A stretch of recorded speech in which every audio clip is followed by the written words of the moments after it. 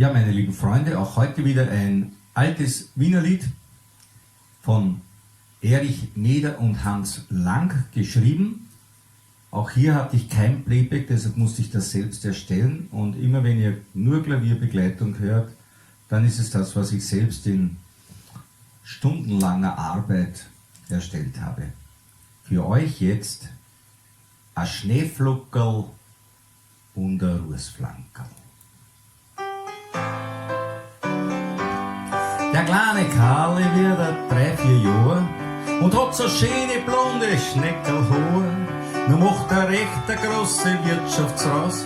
Der Karli rahmt so gern den Aufmaß. Die Mutter schimpft, der Karli folgt nicht gern. Die Mutter sagt, jetzt wirst du eine Geschichtel hören. Und ob du's glaubst jetzt oder nicht, ich selber hab erlebt, was ich jetzt red. Ein Schneeflockerl und ein Rußflankerl, die spielen Fangen um die Wett. Sagt Schneeflockerl zu dem Rußflankerl, du erwischt mich niemals nicht. Aber das Rußflankerl hat den Schneeflockerl doch erwischt. Und es haben sie dann schwarz und weiß miteinander gemischt. Und Schneeflockerl und das Rußflankerl sind jetzt schwarz, so wie die Nacht. Ja, wer sich mit dem Rußwasser auffängt, der hat sich immer dreckig gemacht. Der kleine Karli wird ein junger Mann, es renne am Charlie seine Freunde an. Ein Spüler, Wetter, Trinker ist er geworden, die Mutter hat ihm aus die Augen verloren.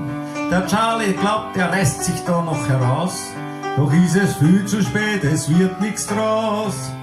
Da sieht man, was aus einem wird, Mama vergisst die Mutter und ihr Lied. Ein Schneeflockerl und ein Rußflankerl, die spielen Fangen um die Wett. Sagt Schneeflockerl zu dem Rußflankerl, du erwischt mich niemals nicht. Oh, was Rußflankerl hat das Schneeflockerl doch erwischt. Und es haben sie dann schwarz und weiß miteinander gemischt.